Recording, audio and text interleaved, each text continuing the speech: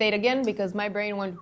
Well, me and Nadia, we kind of connected back in 2017, I think, something like it. She's old. But we started working together, and what I love the most about her is she worked in a millwork company before. And she has that understanding of how things need to be done. She has understanding of construction restraints. She has understanding of how the space evolves during the renovation and how sometimes the designs need to adapt to the space, because yes, on paper at the beginning everything is nice and straight and beautiful, but then as you start renovating, you figure out that certain details, once the drywall's off, once you try to move walls, all the things that you discover is like basically like a Pandora's box. All the things that you discover start impacting your budget. So you need to constantly find ways of getting the best for the client in the best price as well. So I think that why I like working with Nadia is that every time something comes out, she's able to pivot and she's willing to pivot.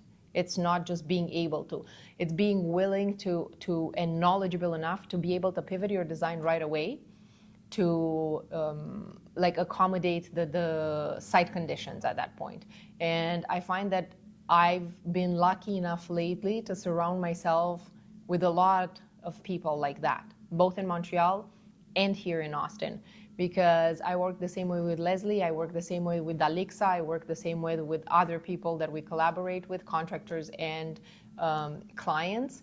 And I find that when you present that to the client as the path forward, it kind of reinforces that trust, and they for sure understand the little hiccups that come along the way. You can have a set of drawings and somebody will come in and say, okay, no, for this project I can do it for $20,000. Yeah.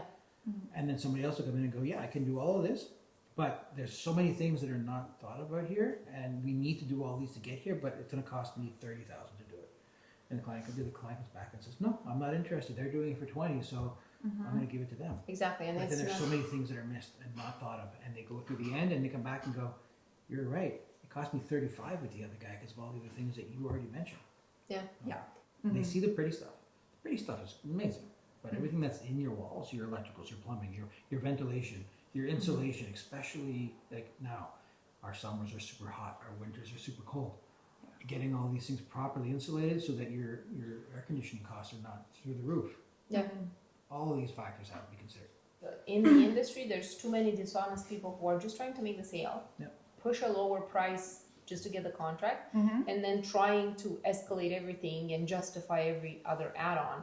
So it's almost like you're being discouraged to be professional and honest from the beginning. Yeah. Because I get that on my side, because let's be honest, like a lot of photos, a lot of cabinets in photos look the same, look similar. You don't understand the kind of finishing that it takes. You don't understand like the construction of the cabinet, the materials that are being used. Yeah. You know, the fact that you have a whole team doing it locally and in-house and it's not imported and it doesn't come with imported problems as well, such as after service or adjustment or, you know? Yeah. And that has been challenging for me too. Is like, how do you get to explain that what makes you different? Yeah. And I'm like, there's a reason that we choose certain materials is because let's be honest, it was trial and error. And we've experienced like the lower quality in your case and in my case a lot. Of course. And it's the same with the anything, plumbing fixtures, appliances, everything that we touch. There's a reason for cost difference, right? Exactly. Like there's a reason the Wolf and the Sub-Zero fridges cost what they cost, and then the Whirlpool fridges cost what they cost. You know? Exactly. Yeah. It's not. They're both fridges. Yes. Except one's going to last you 20 years and the other is going to last you 3. As much as you plan on paper at the beginning, when you open walls and you open floors and you there's open, always surprises. Right? So having, I guess, like having somebody in house, you can pivot right away. We can without affecting the end result necessarily. Exactly. Yeah. We've come across things in the past where, you know what, this original idea didn't work. How do we fix it? How do we fix it without causing the client to have to spend more money or having to stress them? Yeah. So we fix these problems before the client even knows about it.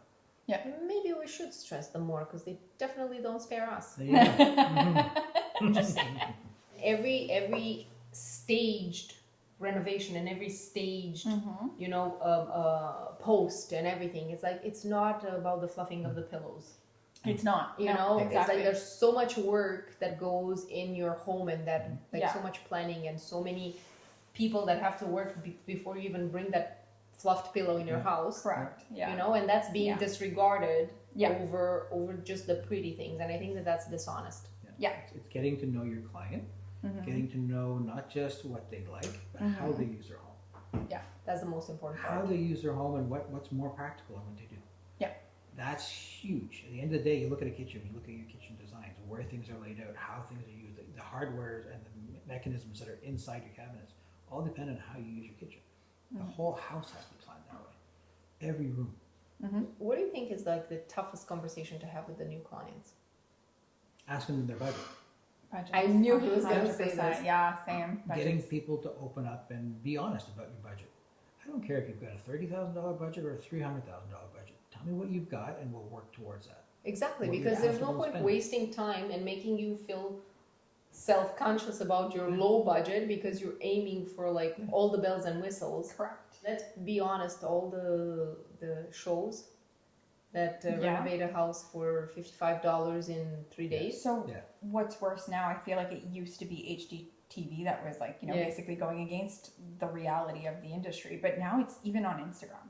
You have so many pages that are dedicated to finding the dupe, the Amazon dupe for like this light fixture or this, or, oh, we built this whole wall unit for like $2,500 using IKEA furniture. But it's like, great, but you did it all by yourself. And I can promise you it doesn't look like as good as it does in that picture. No, not factoring in bringing delivery to their house. Right. The assembly service. And the Because time it they took them. MacGyvered it themselves. The Yeah. time, because Yeah. they don't pay themselves for that. Yeah. So when you expect other people, and again, the fact that about 5 to 6 million other people alone in North America have the same unit. Yeah. Yeah. So you can't expect your house to look so much of a wow factor and to be Right. so unique Yeah. when you're willing to spend just a little bit on having something that everybody else has. Yeah. You know. And I think that the most sensitive conversation that people don't want to have a lot of times is budget.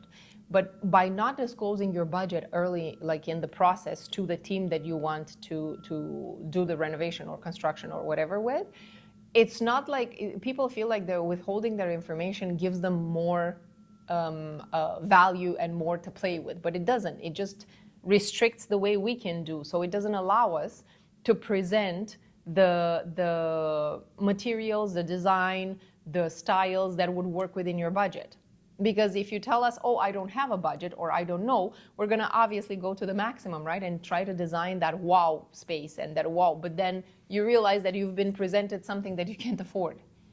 So it doesn't play in anybody's favor. Being honest with your budget will still give you the best that you can afford. It doesn't mean it's going to be the Architectural Digest, some actor's house.